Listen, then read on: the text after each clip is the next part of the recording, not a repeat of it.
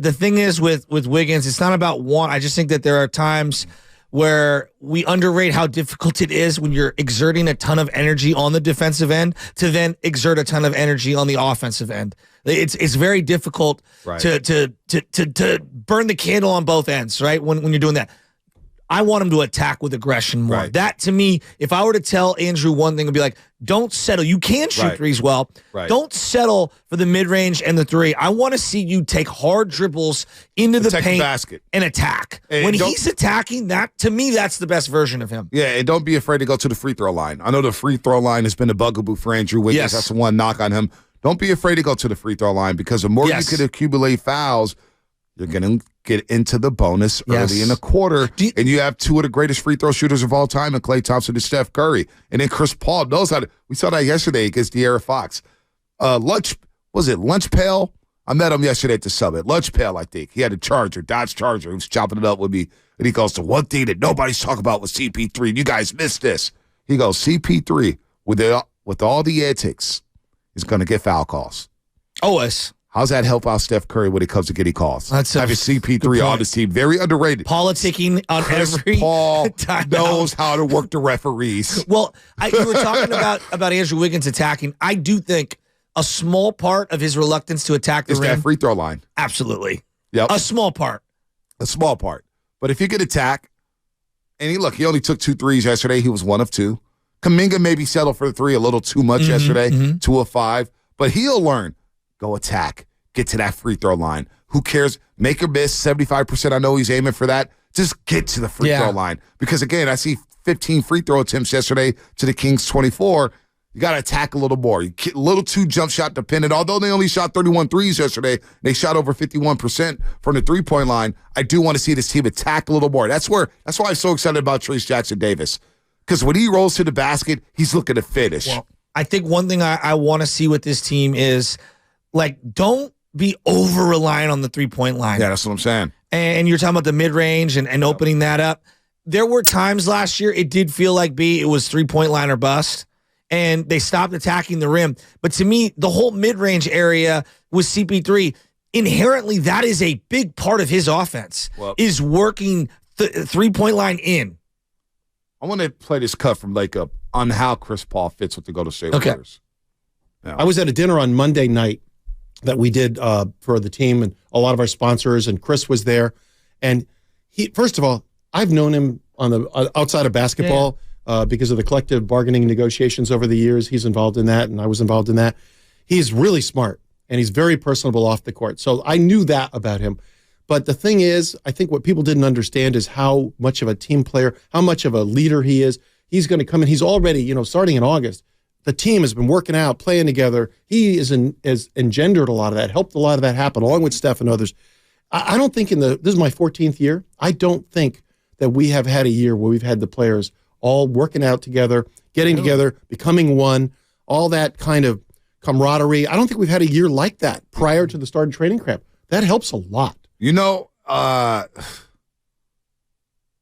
Watching the bench yesterday, because everybody was hyper focused on the bench and the celebrations from last year and how it was just kind of nonchalant. Iguodala doing certain things. Yeah, we're the youngsters. It's not clap.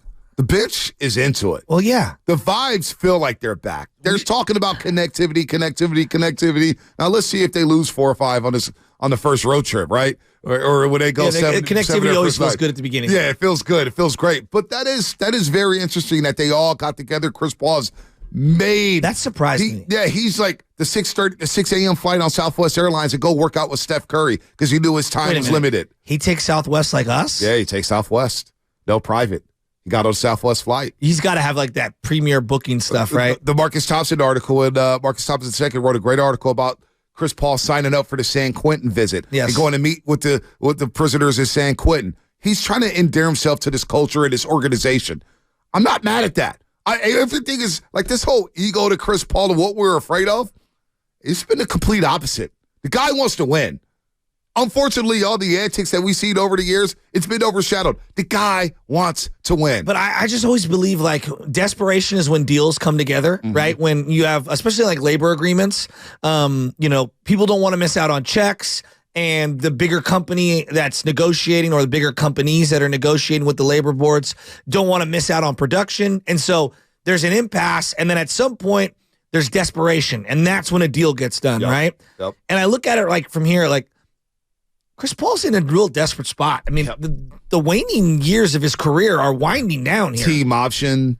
Right? Team option. He's got to kind of play nice. He's got to play nice. Steph Curry cannot be wasting years in his prime. These trades, though, when you bring in a player for that first year of a deal, and who knows if Chris Paul's here next season, but that first year, he's going to play nice. You're going to get the best. That's what I'm saying. You're going to get the best out of this guy. Here's what Lacob said about swinging a big trade like the one for CP3. We talk to Steph, certainly. Yeah. We have some conversations sometimes with players. But, players aren't always the best people to judge these things, in all honesty. And we have to rely on Bob Myers and now, of course, Mike and our group to assess these things properly and to figure out how it might work. And they've done a good job over the years. Yeah. So it's a process. It's a bold move. Yeah. Well, we're not going to get anywhere by sitting still. We have to take chances. We have to do things like this.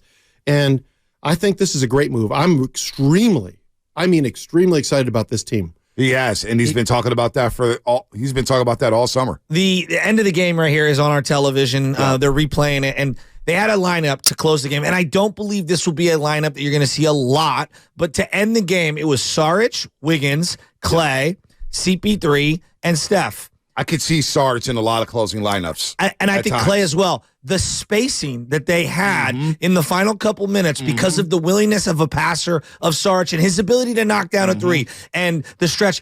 Clay was rebounding. And I've said this to you before. I know it's positionless basketball.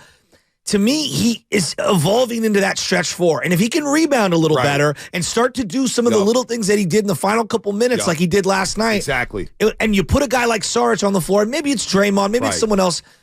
These lineups will work. They will work themselves out. And when you win games, again, it's a preseason game, but when you win games like they did, continuity is natural. You cannot be a malcontent when a team is winning. No doubt. When it's this many veterans, they're not going to allow it. Lacob talked about what an owner needs to give a fan base hope. If you're an owner of a team, the one thing you need to understand, you have to give your fans, who I am one of them as well, hope. We have to engender hope. Otherwise, there's no point. That's why we're all fans. That's why we're interested in supporting our team and being part of something bigger, because we are all together in this in the Bay Area. We're the Bay Area's basketball team. We're all together. We want to win as a group. We want this shared collective experience. So, it's really important. And I'm sorry, but that's always going to be job one here. Always. Job one's always going to win. Always going to be the win. Same thing with the 49ers. Go win. Jay York wants to win. All right? They've proven that. They want to win. They haven't got there yet, but they want to win. And they're getting closer and closer and closer. When you talk about Clay rebounding and buying in, we get so hyper-focused as a fan base, as a media entity. Oh, my God, Clay's ego. He's not going to be able to sacrifice. When he said, I'm not sacrificing anything, that was 7 years ago when Kevin Durant was coming to board. He's like, dude, I'm in my prime. I'm not sacrificing shots. And he didn't. 25 or 26 years old. And he didn't. And they won 2 straight championships and would have won a 3rd straight had they been healthy. Exactly. So this whole thing that, hey, he's not sacrificing, he has a big ego, where does stuff like that come from? Because it's not like we're hanging out with these dudes every single day. Well, I think that a lot of people like to impart their own insecurities onto people. Right. And I just think as an industry as a whole, I think we do a very poor job of pretending to see things through someone's prism that we have no business doing. No business doing it. So when we think about Clay, does it not mean anything when he's hanging out with the youngsters? Does it not mean anything when he's hanging out with players and teammates or whatnot? Well, low maintenance. Like, come on. But let me take it a step further. Why do we psychoanalyze and think that his ego is going to be the downfall of what the Warriors are trying to accomplish this season? He's trying to win a ring too. But he grew up watching his father and the Lakers. He grew up watching the Lakers. He had a front row seat, Shasky. America loves drama. Yeah. Do they not? That's right, they do. I mean, like, for example, I know you hate Taylor Swift and Travis Kelce. Like, we're here for it has to be fake. It's this, it's that. Right. It's like, it can't be organic. Oh, they were holding hands now, right? Well, I mean, but you get what I'm saying? Like, no matter what it is in society, something's always got to be more than that. We've got to dive way deeper. The other part, and I think a lot of people talking on air, and I know we're guilty of this at times. I'm sure I am. we ask stuff of these athletes that we would never ask from ourselves. Right. Or we expect actions from these athletes that we ourselves don't display on a daily basis. Now, I understand it's not a like-for-like comp, but it's a little absurd to me, honestly. Yeah. And so, like, for example, Klay Thompson's ego. I don't know what his ego is. Well, what are his wants and desires right now? Like, Steiny was talking about how much money he's looking for and the respect and this, that, and the other. It's speculation. Now, I'm here for the speculation, and we can have a conversation about it, but we also have to acknowledge I don't know. We have zero idea what motivates him. Yeah, we don't know the number. We didn't know the number for Bob Myers. We don't know the number for Klay Thompson. And when he talked about max extension, that also came out during the playoffs. And obviously an agent was floating it or whatnot. Hey, he's looking for a max deal. Klay Thompson knows what he's worth. He knows that this team, kind of like Draymond Green. You know, Draymond Green looked around, probably said, you know what, this is the best situation for me. Klay may have the same come to Jesus moment saying, you know what, I get to play with Steph Curry. He's going to create open shots. When Chris Paul's on the floor, he's going to create open shots. If they double me coming off a screen, I got Jonathan Kuminga and Andrew Wiggins and Sarge who could go finish, or TJD. I think Klay understands. I don't think we give him enough credit for understanding the situation that he has in front of him. And so this whole thing about Klay's ego and this and that, he got frustrated with Poole. No, Klay actually loved playing with Jordan Poole. You know why he loved playing with Jordan Poole? Yeah. It's because Jordan Poole was able to create open shots for him. Yeah. Because Klay understands I'm more dependent on my teammates than maybe half the league or half these superstars in the league because I have a tough time creating shots for myself. So a guy like Jordan Poole could blow by guys and get doubles or whatnot and go to the paint and kick it out. He loved playing with Jordan Poole. I don't know where this stuff came from that he didn't like Jordan Poole. Especially because his older brother works out Jordan Poole before every single game. If Klay had a problem with Jordan Poole, you think his brother would be there warming him up every single game? No. How awkward would that be? It'd be very weird. But okay, is this exclusive to Warrior fans or do other fan bases do this? It feels like almost every year we got to like pick on one guy. Right. Kelly Oubre was it one year, remember? Right. Like we got to like, and look, these guys don't do themselves It does feel favors. like we're starting to pick on Klay this year. My big takeaway from the summit, Yeah. I thought it was a lot of fun. Thanks for everybody coming out to San Leandro. Fieldwork Brewery was awesome. A great venue out there in San Leandro. But it does feel like the tail end of that summit was let's psychoanalyze Klay Thompson. Scapegoat. Let's scapegoat him for everything. Like everything that went wrong. For example, last year, it was either Dre or Poole. People were like, even though Dre had a good year statistically and on the floor, I thought he was pretty good, you know, and Jordan was up and down and not good. It was like one of the two has to be scapegoated, right? Yeah. And I don't think it was deeper. Like their problems last year were much deeper than just those two. Yes, that was a big component. Right. But I always do the pie chart of culpability. Those are big slices. There were other slices. I could feel the momentum already going for Klay Thompson. And I want to just say, like, to everyone, pump the brakes. Let's be a little more tactful as a fan base. Let's let this thing play out. And if Klay, let's say, goes nuclear, I can see us turning all of our vitriol toward Chris Paul or toward this guy or that guy, Kuminga or whoever it is. You know what was wild? It just feels like there's always a scapegoat. I think you left at this time, but I asked the crowd because at Buonvino, at the first Warrior Summit in Buonvino and Walnut Creek, a lot of people were down on Draymond Green. Mm-hmm. That entire crowd was like, get Draymond out of here. And yesterday we asked the same question. And everybody was Team Draymond again.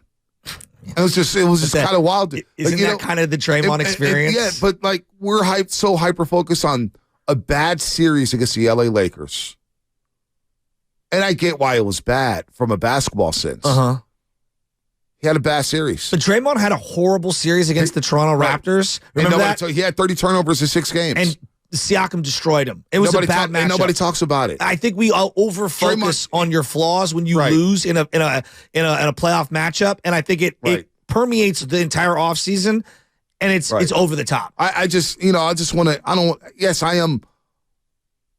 I lean towards being a homer towards Klay Thompson. I'll admit that on the front end because this guy, all the players to be homerish. I mean, it's a good one. I mean, the guy went through the range of surgeries. Some of the best memories we've had during this run. Yes. OKC Game 6. It's one of the greatest games of Bay Area sports history. And I know that's a long time ago. So I'm going to ride with a guy who's won banners for me. Yeah. I'm sorry. I'm going to ride with him. But I do think that there's some discernment that he's doing within this basketball team, and he's starting to buy into it, and he's doing him. But for him to get the finger about everything that went wrong last season, I think is an absolute joke. Clay January, this season could have went off the rails last January, and he had his best month he's ever had of his career. And they were playing with Anthony Lamb and Ty Jerome. Where are those guys at right now? Think about some of the pieces they were playing with last. Totally forgot. Not to rip those guys, because those guys play hard. No, but where's Anthony Lamb and where's Ty Jerome? Are they even on an NBA roster right now? I don't know. I don't think so. I'll look that up for you. But no, I think you're onto something here. Anthony Lamb's in Australia. Where's Ty Jerome? I just wish as a fan base we could just, and again, I know I'm guilty of it at times, which is to say, let's allow this thing to play out a little before we start scapegoating individuals from the jump. Right. The only guy who had a good playoff run was Stephen Curry. Yes. Like, everybody got, like, Looney was up and down. And Draymond was up and down. The Lakers targeted him in the fourth quarter no doubt. when he was on defense. No doubt. Lonnie Walker, game 4. Hey, sometimes the other team gets paid too. Right. And I don't know if you know this, but LeBron James is one of the top 5 players of all time. And this guy, Anthony Davis, though he's injured all the time, when he's healthy, he's pretty freaking incredible.